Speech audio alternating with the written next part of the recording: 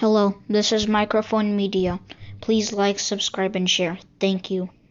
እኔ የወልቃይት የራያ የሌሎች አካባቢዎች እንዳልከው በጥቂቱ ጊዜ አስተዳዳራዊ ህወሓት ይንቀሳቀስባቸው ነበር።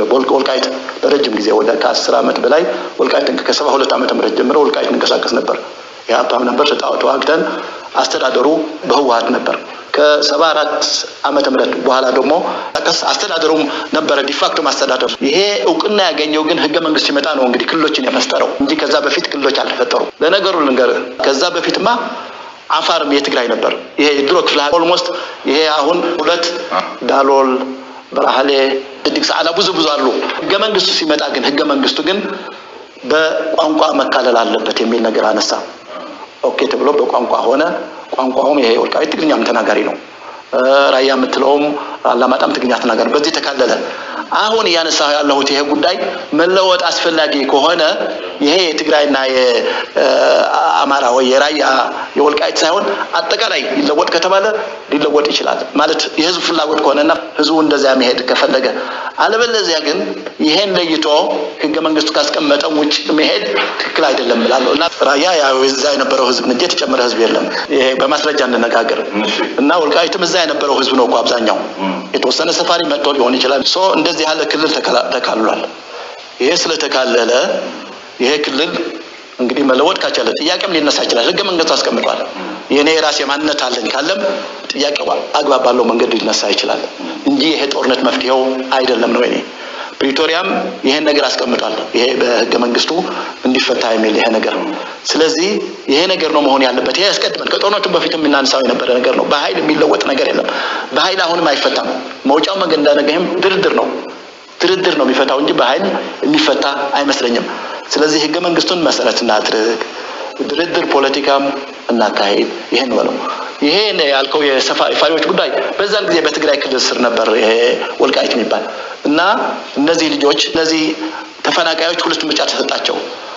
አንዱ ገንዘብ እየተሰጠ በየቤት ሄድ የሚባል አብዛኛው ይሄን መረጠ። የተወሰኑት 2000 ናቸው። በነገሩ ላይ ያን ሁሉ በመቶ ሺዎች የሚቆጠር ህዝብ ሊቀይራቸው 2000 ናቸው።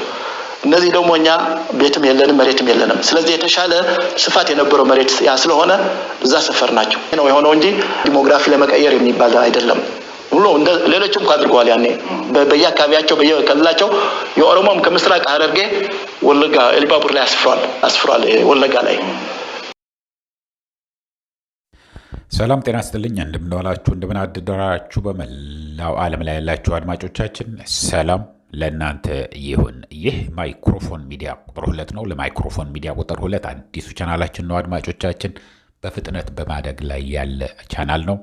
እናንተም ላይክ፣ ሼር፣ ሰብስክራይብ ካላደረጋችሁ ደግሞ አዳዲስ የሆናችሁ ሰብስክራይብ አድርጋችሁ የደወል ምልክቷን ተጫኑና ኦል ምትለዋን ከተጫናችሁ ሁል ጊዜ ለህዝባችን ይጠቅማል የምንለው ሀቅነቱን አረጋግጠን ወደ እናንተ በአማርኛ የምንመጣበት ነውና ሁልጊዜ አፕሎድ ባደረግን ቁጥር ኖቲፊኬሽን ቀድሞ ይመጣላችኋል። ቀድማችሁ ታይታላችሁ፣ ትማሩበት፣ ታተርፉበታላችሁ እያልኩኝ ወደ ዛሬ ይዘንላችሁ መጥተን ያለነው እናልፋለን። አድማጮቻችን እንደምታዩት ያላችሁ ህገ መንግስቱ ሊፈርስ፣ ህገ መንግስቱ ከፈረሰ ደግሞ ኦሮሚያ የሚባል ክልል አይኖርም፣ አማራ የሚባል ክልልም አይኖርም፣ አፋር የሚባል ክልልም አይኖርም፣ ሁሉንም ወደ ነበረበት ሊመለስ ነው የሚል ብዙ ነገሮች እየመጡ ነው። እኛም ይህንን ትንሽ እንልበታለን። እስከ መጨረሻ ከኛ ጋር ቆዩ እያልኩ ወደዛ እንለፍ፣ አብረን እናዳምጠው። እንግዲህ እንደምታውቁት ይህንን ክልል የሚባል በየቋንቋው ተከፋፍሎ ያለው አዲሱ ህገ መንግስት ከጸደቀ በኋላ ነው። አድማጮች ትግራይ ክፍለ ሀገር ትባል ነበረ እንጂ ትግራይ ሁል ጊዜ ያለች ነች። በትግራይ ስም ነው የሚጠራው። ትግራይ ጠቅላይ ግዛት ይባል ነበር በአፄ ኃይለ ሥላሴ ጊዜ። በደርግ ጊዜ ደግሞ ትግራይ ክፍለ ሀገር ይባል ነበር። በአሁን ጊዜ ደግሞ ትግራይ ክልል ይባላል። እርግጥ ሁሉንም የተቀያየረ ቦታ አለው። ወደ አፋር የሄደ ትልቅ የኢትዮጵያ ሀብት ትልቁ ጨው ነው አይደለም? ጨው ከፍተኛ የሆነ ችግር አለ። አሁን ጨው ያለበት የአፋር አካባቢ ዞን 2 የሚባለው በሙሉ በራህለ ሙሉ የትግራይ ክልል አካል ነበረ። የትግራይ ጠቅላይ ግዛት አካል ነበረ። በሌላ በኩል ደግሞ ወደ ወሎም የነበረ ነበር። አፋር የሚባል ጭራሽ ክልል አልነበረም። ወሎ ጠቅላይ ግዛት ውስጥ እና ትግራይ ጠቅላይ ግዛት ውስጥ ነው የነበረው። ስለዚህ አማራ ክልል የሚባልም ይሄ ትልቁ ክልል ተፈጥሮ ያለው ጎንደር ክፍለ ሀገር፣ ሸዋ ክፍለ ሀገር፣ ጎጃም ክፍለ ሀገር፣ ወሎ ክፍለ ሀገር ተብሎ የነበረ ነው። ኦሮሚያ የሚባል ነገር አልነበረም ጭራሽ። አሁን ኦሮሚያ ወደ ድሮ ይመለስ ቢባል ቢያንስ ወደ 10 ክፍለ ሀገሮች ወይ ደግሞ ጠቅላይ ግዛት እንደፈለጋችሁ በሉት ሊከፋፈል ነው። ሰው ምን ይመስለዋል? ጥላቻ ስላለ በተለይ እነዚህ ድምፃቸውን ከፍ አድርገው የሚያወሩ ኤሊት የሆኑትን የትግራይ ጥላቻ ያለው አውቆ ሆን ብለው ህወሓት ይላሉ። ግን ዋናው ጥላታቸው የትግራይ ህዝብ ነው ብለው የሚያምኑ ኤሊት በጣት የሚቆጠሩ በጣም ጥቂት የሆኑ ሰዎች ለትግራይ የጎዱ እየመሰላቸው ይሄ የኛ የነበረ ነው፣ ይሄ የኛ የነበረ ነው፣ የትግራይ አካል ሊሆን አይችልም፣ ከትግራይ የሄደ በጣም ብዙ ለም የሆነ ብዙ ሀብት ያለው ቦታ አለ። ግን ሁልጊዜ የሚናገሩት ትግራይ ብቻ ይሄ ህገ መንግስት ተቀይሮ ወይም ሳይቀየር ከተወሰደ የትግራይ መሬት ከሁሉ በላይ የሚጎዳው የኦሮሞ ህዝብ ነው። የኦሮሚያ ክልል ነው። ኦሮሚያ የሚባል ነገር የለም። ኦሮሞ ወደ 10 ቦታ ሊቆራረጥ ነው ማለት ነው። አማራ ቢያንስ ሸዋም በለው ጎጃምን በለው ጎንደርም በለው በመሃሉ በውስጡ ወደ 9 በላይም ሊሆኑ ይችላሉ ብሔር ብሔረሰቦች አሉ። ሽናሻው፣ አገው፣ ወይጠው ምኑ አለ፣ ቅማንቱ አለ። ግን የሚበዛው አማርኛ ስለሚያወራ ቢያንስ በጠቅላይ ግዛት ቢከፋፈል በክፍለ ሀገር ቢከፋፈልም እንደ ድሮ ቢመለስም አይጎዳም። ከሁሉ የሚጎዳ ግን የኦሮሚያ ክልል ነው። ይህንን ደግሞ የኦሮሞ መሪዎች ያውቁታል። ከፍተኛ የሆነ ፍርሃት አላቸው። እነዚህ ትልልቆቹን እና አባዱላ ገመዳ አሁን ለምሳሌ ትልልቆቹ ልንጠፋ ነው፣ ጄኖሳይድም ሊፈጸምብን ይችላል፣ ምንድን ነው የምናደርገው? አሁን ከፍተኛ ጭንቅ ያለው ይህንን ነው። ልዩነታቸው ምን ላይ ነው መሰላችሁ አድማጮቼ? ግማሻቸው ከፍተኛ የሆነ ጠንካራ የሆነ ዱላ አንስተን እየጨፈለቅን እንግዛ፣ ቢያንስ እኛ እስካለን ድረስ በቃ የነገው ማንም አያውቅም፣ እንደሱ አድርገን ጨፍልቀን ነው እንጂ አንድ ጊዜ ዲሞክራሲ ከከፈትን 6 ኪሎ ወይ ደግሞ 4 ኪሎ ካልገባን ብሎ ይነሳሉ። 4 ኪሎ ከገቡ ደግሞ ጉዳችን ፈላ። የራሳቸውን ነው የሚያስቡት። እንደዛ የሚያረጉት ነው ያሉት። የህዝቡ አይደለም የሚያስቡት። የኦህዴድ ብልጽግና አመራሮች ስለ ራሳቸው፣ ስለ ሀብታቸው፣ ስለ ንብረታቸው ነው የሚያስቡት።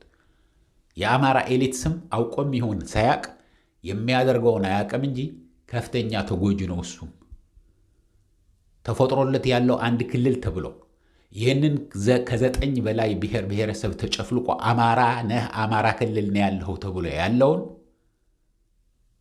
ምን ያልሆነም ይበታተናል። ሁሉንም ደግሞ ነገ ጠዋት ተነስቶ እኔ የዚህ አካል አልሆንም ማለትም ይችላል።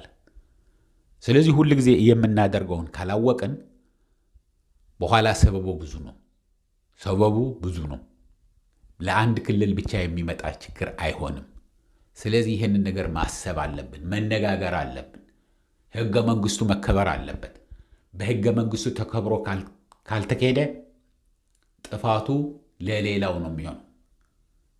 የሚበዛ የሚጎዳው አሁን ለምሳሌ ሶማሊያ ክልል የሚባል አልነበረም፣ የለም። ሶማሊያ የሚባል ሐረር ነው። ስለ ቤንሻንጉል ጉሙዝ የሚባል የለም። ተቆራርጦ ወደ ሌላ ነው የሚሄደው። ደቡብ የሚባል ነገር የለም። ተቆራርጦ እሱም ሌላ ነገር ነው የሚሆነው። ስለዚህ ሁል ጊዜ ማሰብ ያስፈልጋል።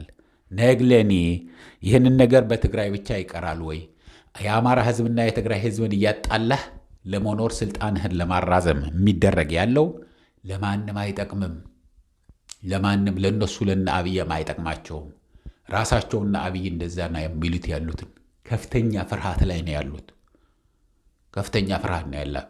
አብይ አህመድ ግን የፈለገ ነገር ተደርጎ የፈረሰ ፈርሶ የሞተው ሞቶ እሱ ስልጣን ላይ የሚያቆየው ከሆነ የኦሮሞ ህዝብ 20-30 ቦታ ላይ ቢበታተን ግድ የለውም። የአማራ ህዝብ እንደዛ ቢሆን የትግራይ ህዝብ በቃ በሌላ አገሮችን አምጥቶ አስወርሮ የትግራይ ህዝብን እንዳለ ከታሪክም ከአእምሮ መፋቅ አለብን እኮ ብሎ ተናግሮ ነበር አብይ አህመድ።